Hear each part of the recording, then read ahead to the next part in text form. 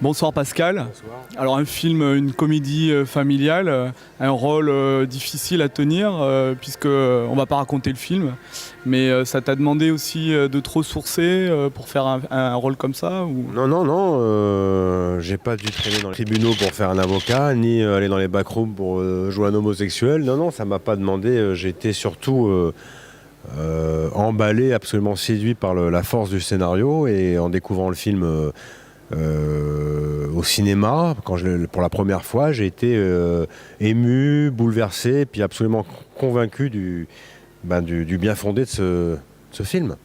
Je crois que je vais te faire ce bébé. T'es vraiment sûr? Oui. Si tu trouves normal de me larguer pour aller faire un môme à une pauvre fille que t'as croisée 2 minutes dans la rue, va la retrouver ta pondeuse. On te voit quand même dans tout ce film avec une certaine tenue, il y a des gros plans sur toi. Et je trouve que tu es assez sévère dans le film, mais après tu te détaches complètement, oui. Et tu finis par on te retrouve, comme on aime te voir au cinéma, un peu plus naturel peut-être à la fin. Oui. Mon personnage, il évolue. Et c'est quelqu'un qui au début est un peu rigide, un peu monolithique, parce qu'il est absolument contre le fait d'avoir un enfant, il n'a pas envie de s'emmerder la vie, il ne veut pas être dans la responsabilité. Et tout doucement, par amour pour son partenaire, il va accepter cette responsabilité. Et puis tout doucement, il va découvrir qu'en fait, ça va donner un sens à sa vie, et qu'il a eu raison, finalement, par amour, de donner ça à son partenaire. Et il évolue. Alors c'est vrai qu'au début, pour marquer cette évolution, c'est un personnage qui est un peu rigide, qui est arrêté dans ses idées et qui va évoluer. Et puis à la fin du film, il est tout d'un coup heureux d'avoir transigé, heureux d'avoir cédé et d'être dans le vrai. Mais ça donne à la fin, je pense, ça donne un sens à sa vie. Allô? Ça vous dirait de dîner? Oui, pourquoi pas? Mon idée c'est très simple. Vous me faites un enfant, mais comme simple mère porteuse. Qu'est-ce que vous en dites?